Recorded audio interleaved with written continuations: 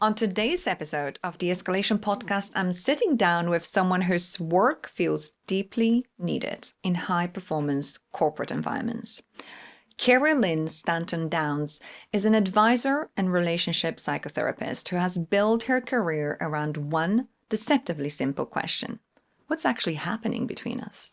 Not in the obvious exchanges, but in the invisible space where teams either build trust or begin to fracture. She works with leaders, entrepreneurs, and executive teams, making the case that in a world shaped by AI, our real competitive edge isn't technical, it's relational.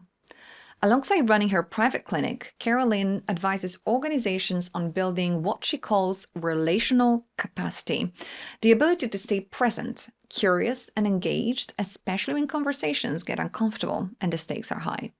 Her upcoming book, Beyond Words: How to Lead People from Survival to Success, argues that well-being, leadership, and performance aren't individual problems to fix, they're relational conditions to create.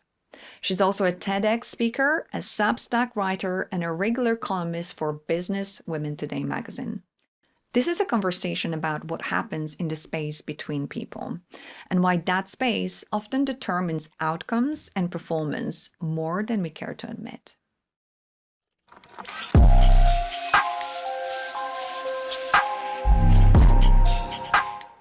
Kerry-Lyn, welcome to the Escalation Podcast.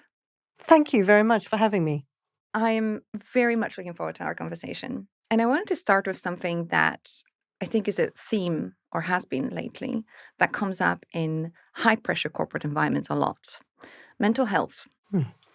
We spend a lot of money on mental health. There is a big budget on wellness retreats, yoga classes at work, often coaching for mindset.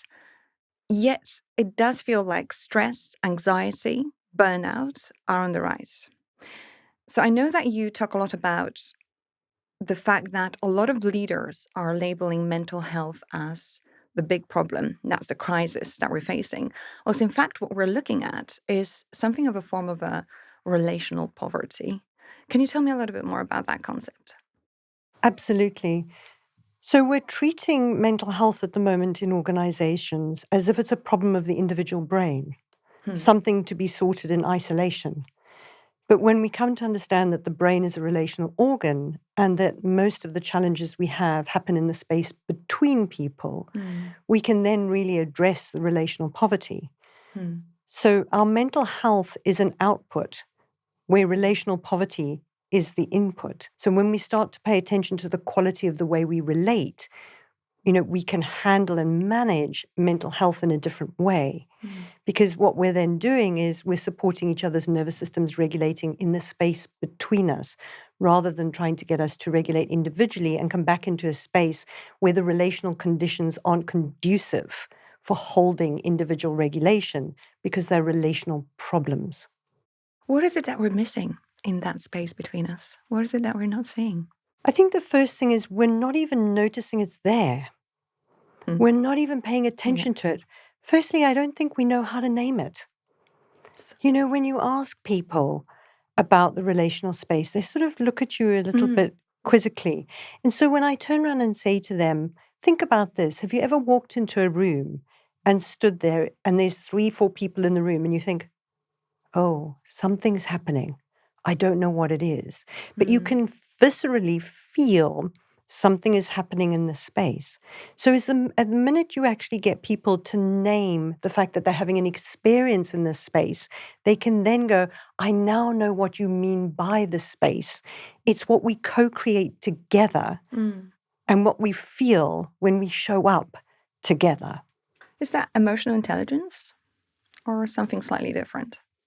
I think that's something different. And that's just from my perspective. Okay. Emotional intelligence, is really important in organizations because it invites us to come to understand our own emotional world, to be able to name it, be able to work with it, and to bring it into the space effectively.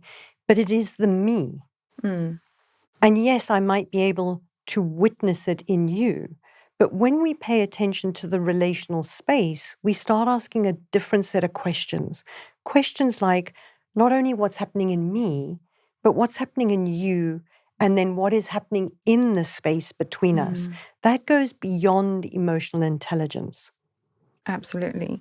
And is that part of your work something that has come out recently, or is this something that's been building up, over the years? I wanted to tap into really your experience from the past and how that evolved in you to bring such a beautiful and fundamental part of your work that you're talking about now, being relational. How did that build up in you as a person? How did you feel it? To answer that, I probably have to go back a little bit. Yes, do. And I probably have to go right back to my early years. I was the child that always tried to understand the why. I wanted to know why this, why that. And I also was the child that experienced a lot viscerally and couldn't make sense of it. And I knew that it wasn't just about me, it was about what was happening in the space. And it was only years later that I came to understand that.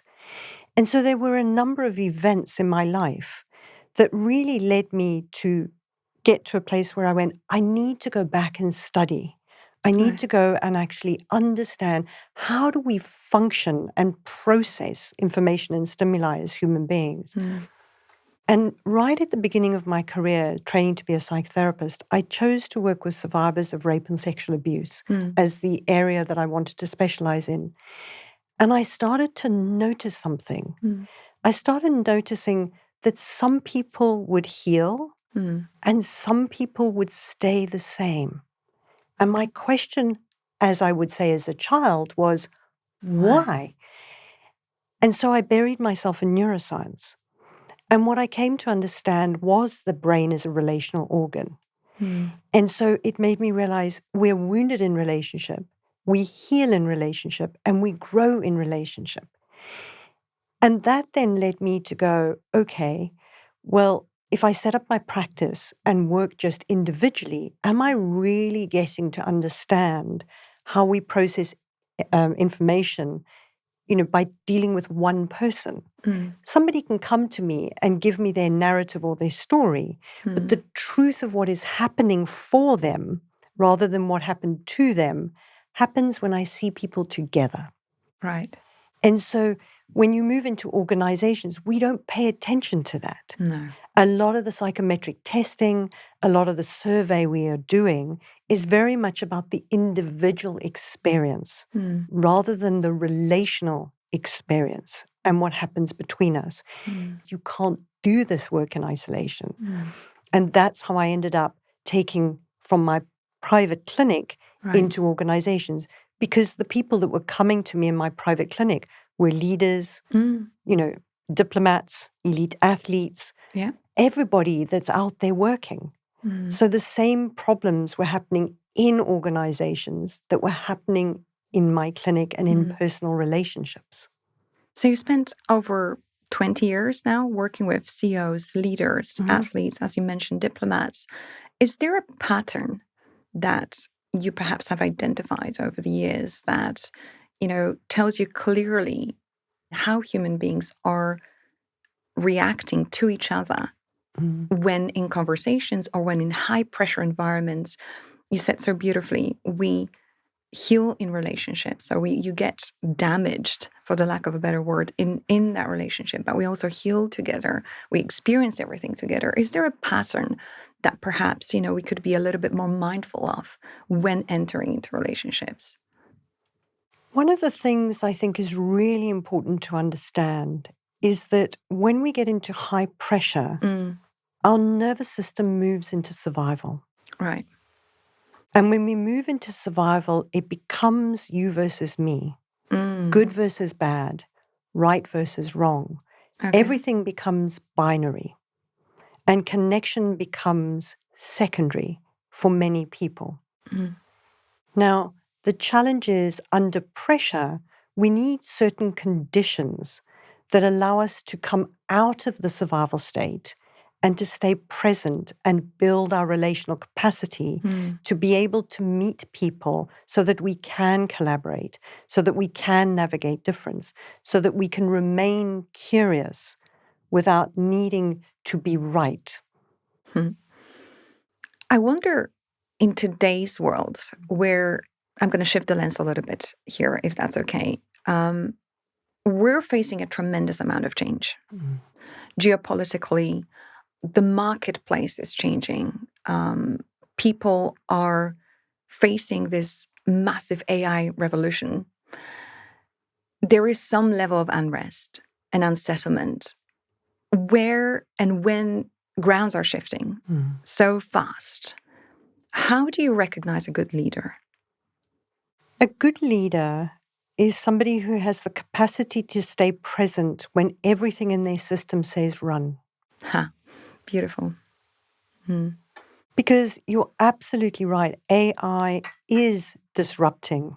The key thing is that we must remember AI is actually showing us how thin our relational capacity is. It's showing us that actually we are stretched and we don't have the capacity that we think we have. So when AI starts doing all the transactional stuff, a good leader is somebody who genuinely can stay present, who can become curious about what's happening for them, for the other, and in the relational space, because the relational space is going to be the competitive advantage. Understanding how humans function, our ability to navigate difference, our ability to engage with nuance, our ability to sit with uncertainty and difference. You know, everybody's hoping in a way, I think, that AI will take away the need for humanness. The reality is it's just amplifying how much more we need the humanness in organizations and how that is what we're going to be required to pay attention to, because AI will do so much of the transactional for us. So the real leader is the one that can stay present when their system says run, the one that can stay relational when they would normally protect. I love that. I'm just thinking this is so important for the leaders of today's world. And what you've just described may not be a popular way of leading. And the reason why I'm saying this is because the companies that excel in today's world are usually tech companies. And in the era where the Elon Musk type of leadership is proving to create successful environments, how do we change that? You know, it's more than just a culture shift. Not every leader will be able to relate to what you're saying. And it does take a massive, I think, shift, not only a mindset shift, but also a conversation for people to realize that everything that is important, not only in leadership, but between humans, happens in that space in between. So if we had the same budget for relational wealth, health, as we do for operational risk, legal risk, financial risk, where do we start? Where do we start fixing the system? Fixing the system is an interesting way of looking at it. Firstly, I believe that actually we're not trying to fix a system. Okay. We're trying to reorient the system. I love that. Fixing is something is broken, but I'd prefer to say, let's reorient our systems. And that does take a lot of energy and effort. The question is, what do you really want to create? A lot of people look at the Elon Musks of the world and see, oh, this is wonderful. He's so successful. Look how much money he's made. Look how big his business is. And I see what he's doing. You know, he wants to find a way for humanity to exist and to thrive. And he's doing it in a particular way. The question is, as leaders, we have to ask, what is our way? And so the question is, do they want to reorient? If the answer is no, then they will continue to do what they do. People will leave. Budgets for health and insurance will increase. They won't change. They won't reorient. I really believe it's going to take a lot of challenge and a lot of struggle before people are willing to reorient. If you think about how change happens when the pain of staying the same is greater than the pain of change. And the challenge is for many organizations right now, they don't view that what they're doing is greater than the pain of changing. So until that happens, I don't know that they will reorient. But for leaders that want to reorient and want to lead differently, they need to genuinely understand that the brain is a relational organ and to begin to build a relational wealth strategy in sync with a business strategy. Because without a relational wealth strategy, often your business strategy doesn't succeed because human beings are implementing that business strategy. What does it look like in practice? Because when I'm listening to you, I'm thinking there is also a lot of generational differences in corporate environments where I come from a background of task given, off I march and I go and do the task. Whilst today, when working with young people, I often see, everything is driven by the why. There needs to be the understanding. Why are we doing this? Who are we doing it for? What's the reason behind it? How do we feel about it? Is it aligned? So there's a lot of question before we move to action. But I wonder how this gap also, which has a huge impact on how people communicate in corporate environments and sometimes adds to tension. How does this relate to your philosophy of, brain being a relational organ? How do we bridge that gap to start a conversation, within these organizations that are willing to change? What is the first step? What a lovely question. I really believe the first step is building relational capacity. And Okay. most people don't even know what that means.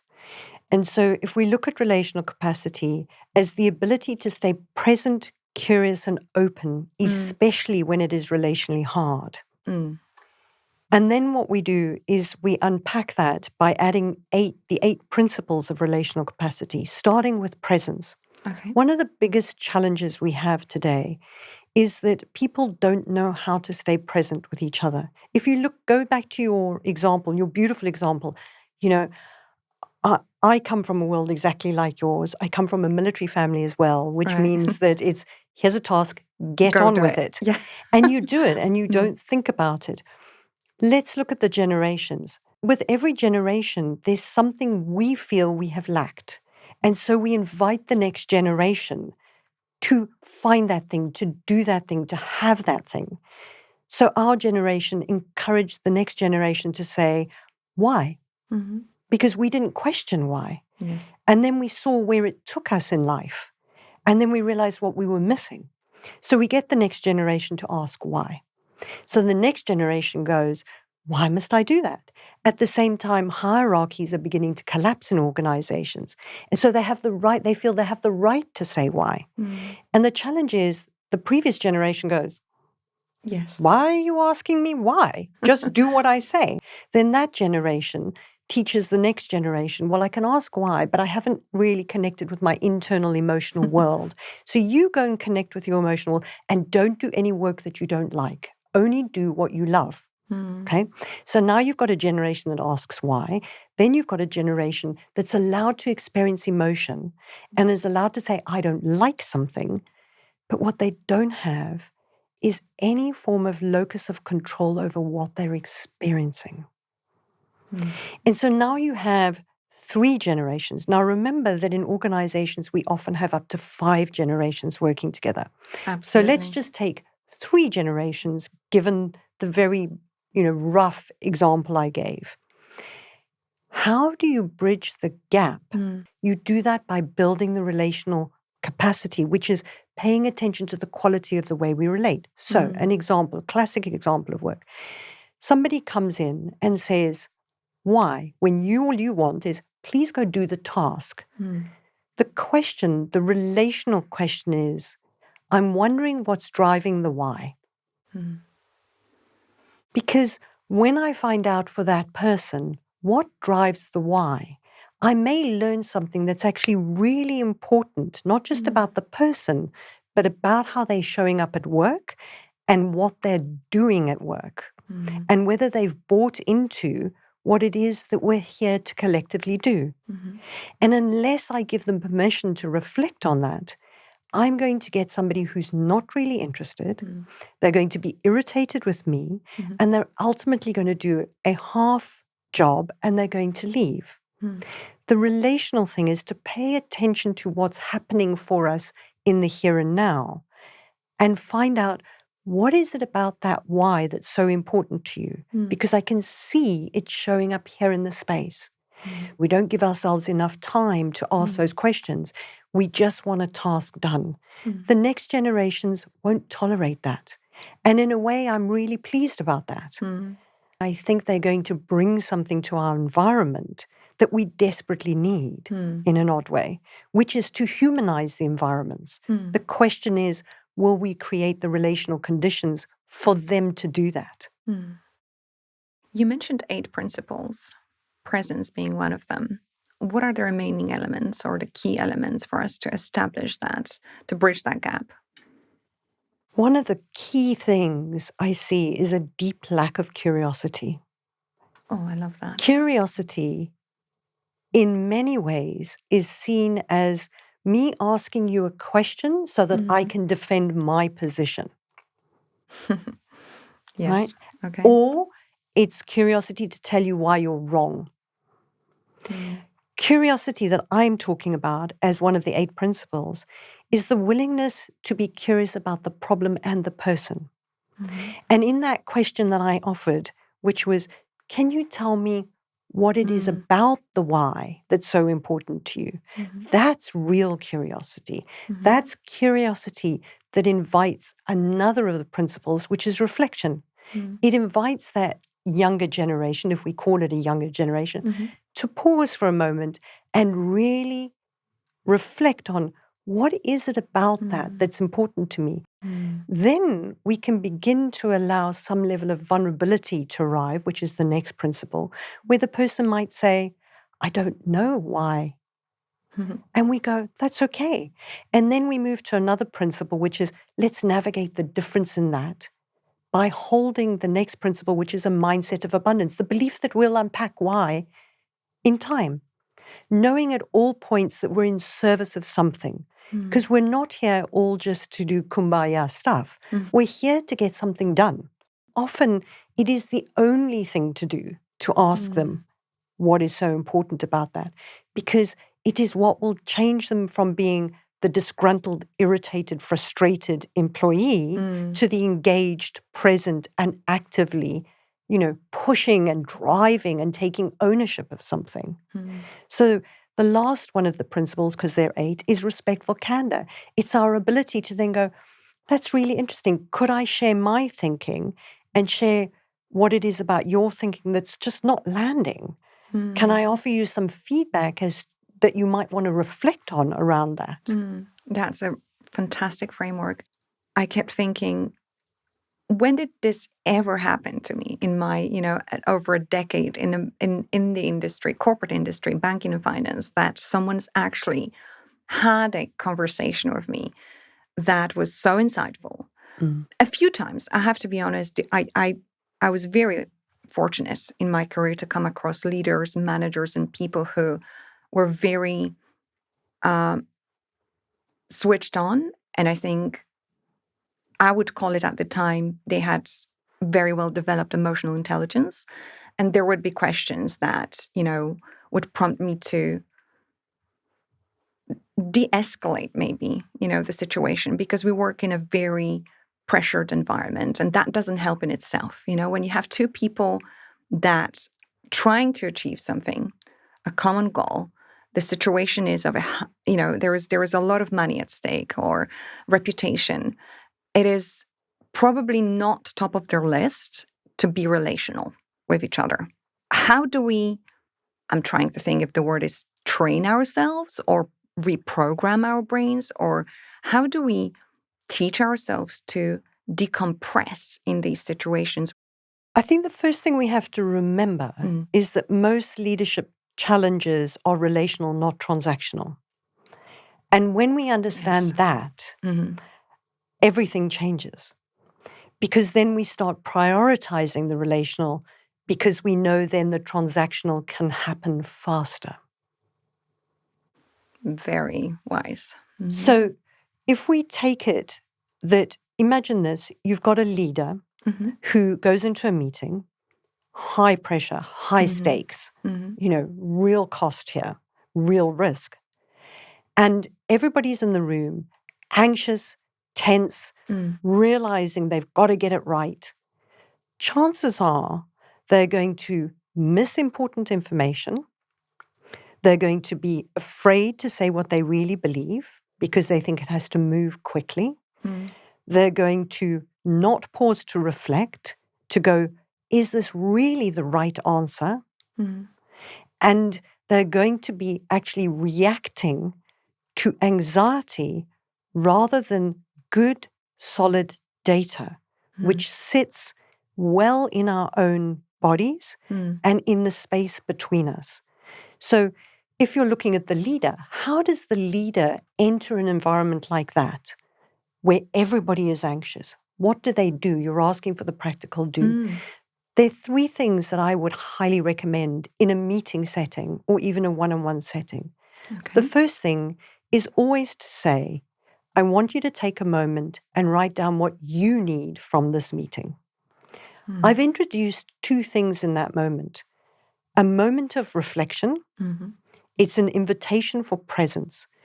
It's also a moment where we get to see whether we're all aligned or not.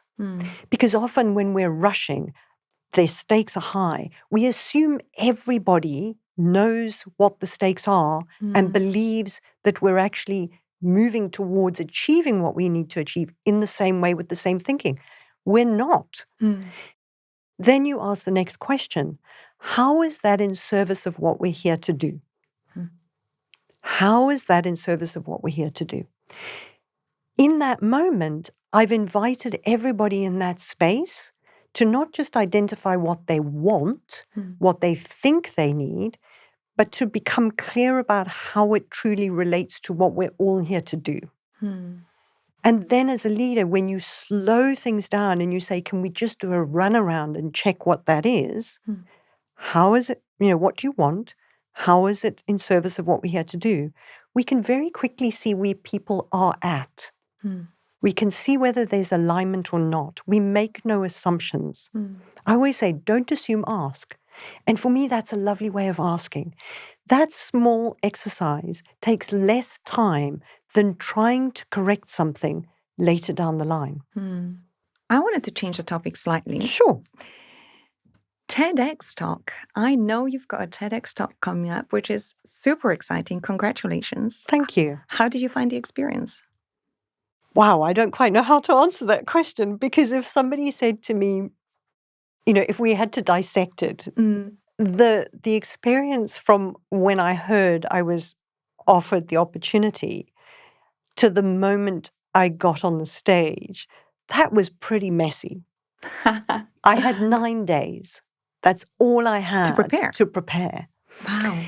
And I literally canceled everything and spent 36 hours over 2 days writing the TED Talk and really honing it down. And I'll be honest, the morning of the TED Talk, I woke up and I said to my husband, I can't do this. I'm going to vomit. I can't do this. I'm going to vomit. Oh, no. And I literally put the duvet over my head and I said, I'm not doing this.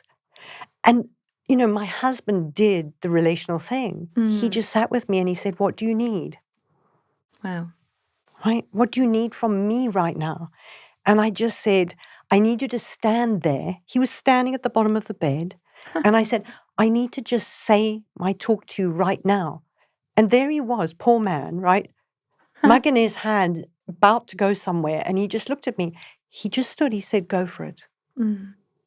So the lead up was pretty stressful. The truth is, the moment I got on that stage, everything was peaceful. Beautiful. Utterly and completely peaceful. Because what actually was most important to me was the faces in the crowd. It was the making contact with other human beings, watching their responses to every word I said, and the encouragement that it gives you. And again, it's what happens between us that allowed my nervous system to regulate and settle. And so actually I found it a glorious experience when I did it. Oh, fantastic. I'm so excited. And at the time of filming, we obviously don't have the footage yet, but I know it's going to be amazing. TEDx and TED Talks give you exactly what you've described. Very little time, a lot of pressure and a massive Mm. public audience. With these constraints in mind, what did that reveal or maybe teach you about the core of your work? What TED does is it really forces you to come down to the essence of your work. And for me, that was very clear, which was, the future exists between us. That was the title of my TED talk. And it took me a while to get to that. But when I got to that, it was the synthesis of my entire life. That one statement, the future exists between us, says everything because it, compounds the need for us to be relational. It tells us if we're going to survive in any environment, we need to be relational. And it's happening right now, here, between you and me. Yes. We are creating the future in this very moment by how we show up with each other, what we become curious about, how we reflect in this space together, how we navigate the difference that we have. And so it really encourages you to stay focused. And it also showed me something very simple, which was, social media is awash with regulation at the moment. Yes. It's all about regulate yourself. And as I say in my TED talk, that's all good and well. But why is it so hard to regulate when we come back into relationship? And that's why I was very much about, it's about let's regulate, relate, and reconnect. So it taught me to get down to the essence of my work in a way, even though I've written a book, which is hundreds of pages, I write articles regularly, never got me to do. So I am deeply grateful for the experience. Amazing. Let's talk about the book, Beyond Words, How to Move from Survival to Success. I'm very much looking forward to that release, which is, 14th of May? It is. Fantastic. So it's coming up soon. What happened in you as a published author? Obviously, you publish a lot of articles, but I wonder what sort of shift or perhaps intensity you felt that brought this book to life, because it is not easy to put together. I know that from experience, to put together something so profound, so impactful, but also it needs a bit of a nudge, that internal feeling that, it's time for me to say this, to publish this, to tell people how important it is. Can you tell me a little bit more about how this came together as a project? Two things happened. The first was I used to keep my clinic and the work I did in organizations separate. Was that intentional? It was for 10 years. Okay. Because somehow I thought the work was different. Okay. And then I had an experience where I suddenly realized the work is exactly the same. The context is just different. Wow. The work, whether it's sitting in a space with an individual, a couple, grown-up children, siblings, grown-up siblings and their parents, co-founders, teams, leaders, all of the work was about challenges we have in the space between us. The challenges we have in couples, he doesn't hear me, she doesn't understand me. I would hear leaders come and do work with me, and they would go, I can't get them to understand me. I feel like I don't understand them. Why can't I get them to be productive? It's the same thing as, why can't I get my partner to load the dishwasher the way I want them to load it? And suddenly I went, oh, everything is a relational challenge. The context is just different. So that was the first thing. The second thing is, I was watching as we progressively dived into this idea that we have a mental health epidemic. Yes. I was watching how much we were spending, and I was watching how we were choosing to treat mental health. And so what I came to understand is that we're trying to treat relational problems as individual problems. And so the solutions that we were using were failing to address the true problem, which is the relational conditions and what happens between people. And so I got really frustrated, and I thought, right, I'm going to write a book that really shows how we can do this, how we can pay attention to what's important. Because while we do have a mental health epidemic, I believe its roots are in the relational poverty epidemic. It's exactly what I hoped you would share. So thank you for that. Oh, bless you. answer. When you say beyond words, Mm, I want to ask something here because verbal communication is how we connect, or at least that's the starting point.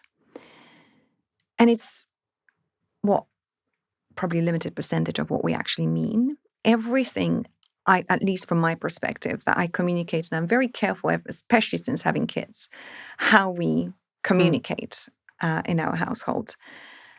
And I've just noticed that words is 10%. Mm. If there is a tone, Mhm. there is, the feeling in the room, whether you're at home having a discussion with your toddler, it's time to go to bed. No, it's not. Or whether you're in a board meeting and it's, 20 executives, you sense the room. Does everyone have the ability? Because I feel like I often come across people, especially in high stakes environment, that had either intentionally or maybe subconsciously switched off the ability to read the room. So, what we're beginning to talk about this beyond words and our capacity to switch off. What we need to understand is we can tune out from what is happening. It doesn't mean it's not happening. I love that.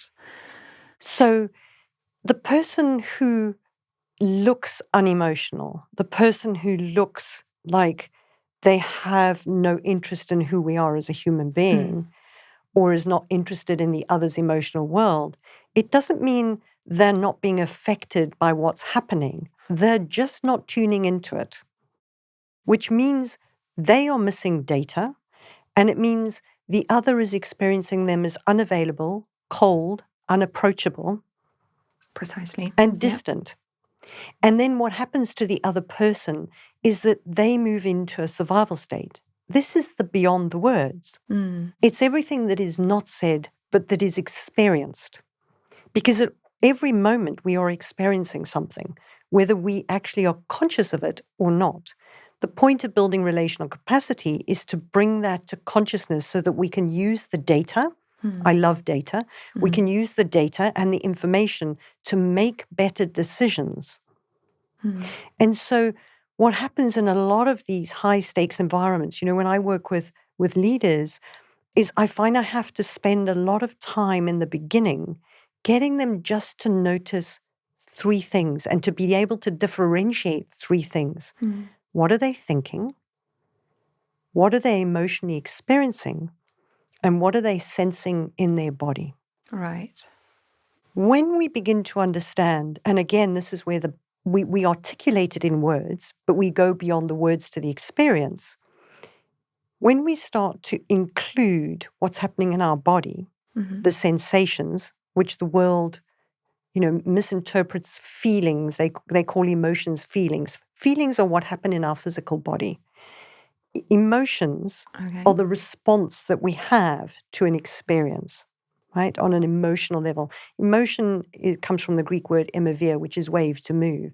So an emotion comes up and it goes down, and it only lasts 90 seconds. If it lasts any longer, it's because we have an attachment to the thinking around the emotion, not the emotion.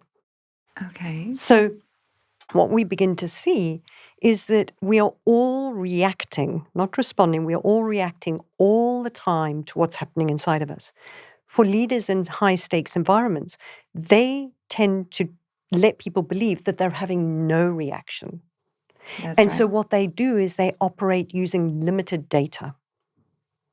They use data that is external. Where's the risk assessment? Where's the analysis? Where are the figures? Right? What does that tell me? But then they fail to pay attention to often the things that are most important.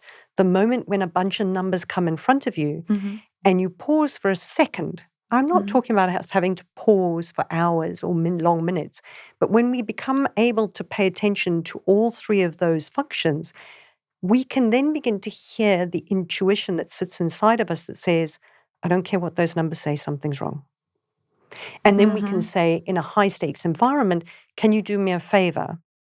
Can we sit for 10 minutes and just talk about those figures? I need to understand something because something's not landing for me. Those 10 minutes become so powerful, that quality of the presence. Is that hidden in awareness? Is that really what we're lacking? Absolutely. I believe for the 8 principles to really exist and be operational, there are a couple of things, there are a couple of values which we need to have. One is self-awareness. The other is effective communication. The third is empathy. Empathy is a felt experience. And the fourth is reciprocity. So if we hold those values underneath the 8 principles, then absolutely self-awareness is one of the key things that we have to be willing to accept, we have to engage in. And that can be very scary for people because it means assessing our beliefs. It can mean, rethinking how we behave and how we relate. And it can mean actually doing something different. Our self-awareness has to go beyond ourselves. It has to move to not just what's happening for me, but what's happening for you and what's happening in the space between us.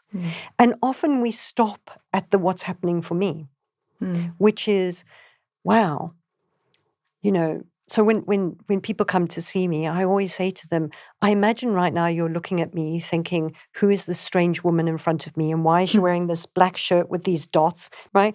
And the first thing I do is I identify for them possible things they're thinking about to give them freedom to actually own those things they're thinking about so that they're not tormented by them. It doesn't matter the environment. Again, the context doesn't matter. So that self-awareness is one thing, but then what needs to happen is for that person to go, wow, how is that impacting how I'm relating to the other person? So self-awareness is just one element of it. It's very complex indeed, but I always like to think that if I switch that on and take a little step back, it'll all, at least that's what I've experienced. It will all, maybe not resolve itself, but it's the relationship or the relational capacity will expand, hopefully, which actually takes me to my next question. How do we expand our relational capacity? What are the things that you can do yourself, or is it something that you would have to practice in a relationship to improve your ability to feel people, to be able to be relational? It's a lovely question because to start with, we have to accept that the brain is a relational organ. And if we choose not to accept that, then what we do is we stay just in the regulation, the self-regulatory part of relationship, which is I'll manage me. Does it make sense? Yes. Rather than I'll show up for you. Yes. It's I'll manage me. I'll stay calm. I'll look like nothing affects me.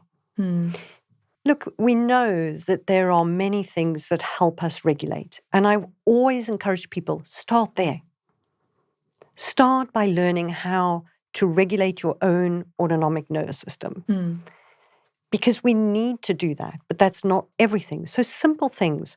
And we have enough science to back us up on what we can do. So simple things like breath work, humming, believe it or not, shaking, hot and cold exposure, sunlight, movement, right? Yoga, meditation, all of those things help us come back to ourselves. Help us become more conscious of how we are behaving and also give us the ability to move ourselves out of a survival state. So if we are in high anxiety, which means we're on high alert, we can bring ourselves off the edge of the alert and we can begin to find stillness and calm. The challenge is when we come into relationship, that doesn't always work. Why? Because we then move to the space with another person where we start to experience their dysregulation. And if our system can't handle that because we have no way to be with that, even though we know how to regulate ourselves, it doesn't mean that we can tolerate or be okay with what the other is experiencing. So I start saying things like, I'm just wondering, how are you doing about us having this conversation right now? Then we invite the regulation, the other person to begin to regulate, but we co-regulate with them. We offer our own presence to them so that they can begin to find the safety and bring themselves out of survival. So it starts, there are many things we can do for ourselves. It must be in service of the relating. Beautiful. I do have time for one more question around this. So I will ask, because I'm super keen to understand, if I was listening to us, being a manager or someone in a corporate environment, thinking that's all fantastic, Kerry-Lyn, we've got a very dynamic team, everyone is performing well, but I know also that there are people who are very, I would say, emotionally poor in that sense when it comes to conversations, and they're all about the doing. And also I've got team members that are very emotional, and they need to feel things first. They need to communicate with that in mind. And bringing the two together, often, I have to split them because there is no connection. Like, we can't even get to the awareness part and talk to these people about the levels because they're not even aware they're levels, right? How do we work with a group like that, where there is a complete lack of ability to even create a bridge, or at least from the outside world? That's what it looks like. So if I'm a manager, I'm thinking, I can't really do that with these people because they simply are not even on the same page of being relational. The first thing is somebody has to want to do something different. Right. That's where it starts. That's where it starts. So let's take the person that is really emotional. Say you've got a team of 6, 3 of them are pretty emotional, and 3 of them are all transactional. And you get the emotional people, and you get them together, and what you start doing is you start supporting them learn how to regulate, that their whole world isn't about their emotional experience. Because that's the challenge that we have, is people are turning up in organizations unable to regulate their own emotional experience and then expecting the environment or other people to regulate their emotional experience. And that's not what we're here to do. We can co-regulate each other when we're in high stakes, and under pressure, absolutely, just through the quality of our present, our curiosity, our moment to reflect. We can do all of that. But when you've got people that are very, very emotional and that is constantly influencing how they make decisions, the first thing is to get them to learn how to regulate so that they can come back and they can meet in the space. Let's look at the other group of 3 people who are very transactional. The question to be asking them is, what do you think you're missing by only paying attention to the transactional? And if they say nothing, then you know that actually the bridge will probably never be built. Okay? If they say, oh, I'm not sure, and there is just a iota of curiosity, then you can begin to say, what is it that you think you might be missing? And how might you learn how to pay attention to that and use that? So it's an invitation to curiosity. It's never a command. The challenge with a lot of organizations is they try and put people through the same programs, approaching it in the same way, assuming that everybody behaves in the same way. We don't. But if you look at the fact that we have thinking, sensing, and emotion as our 3 primary functions, what we have to do is take those that are emotional, so if you look at it as a triangle with thinking at the top, and we have to get them to take the elevator up so that they can actually use full cognitive function. Because when we're highly emotion, our cognitive function is not clear. So the person who's hugely emotion is missing a lot of data. And then what we do is we have to bring those that are purely transactional, we have to find out why that's important to them. And what are they protecting themselves from in order to stay that way? But that's a whole journey and a completely different discussion. But for managers, it's more about asking the right questions, like I did at the start of the meeting. What are you all wanting from this? And how is that in service of what we're here to do? That unifies people, even if people are emotional or transactional, and we start to understand and hear each other around what is necessary in the room. The key is in hearing each other, absolutely. And if I can say, there is a Yes. fundamental difference between listening and hearing each other. Mm. To hear, we need to have a regulated nervous system, because we can listen, but we can listen in order to defend or attack or to protect ourselves. So we really are wanting to pay attention to getting people able to hear each other, which means I have to allow what you're thinking to influence my thinking. Most people don't want that. So we have to create the internal and the relational safety for that to happen. Profound. I love that. Thank you for sharing this. I wanted to ask you about the escalation. That's the topic that every guest gets the same or similar question around escalations. And I was thinking about how escalations are so relational, because in our high pressure environments, especially in banking and finance, where things don't go our way, we try and escalate and go up the ladder and go behind people's back and try and get things resolved quicker, faster, create more pressure, more tension so that things actually start moving. And I wonder if escalations are necessary. I guess sometimes they resolve issues for us. But I think I wanted to ask you, is it a strength of decisiveness to be able to escalate? Or perhaps at times leaders that do escalate a lot or do push things, turn up that pressure cooker, are eroding judgment and are really potentially disrupting relationships. How do we balance between the two if escalations are necessary? There's a couple of challenges with escalating. One is you usually destroy the relational capital that you had when you do that. 2, you fail to take people along with you, which means you get disgruntled employees. Yes. They start dragging their feet. They make more mistakes.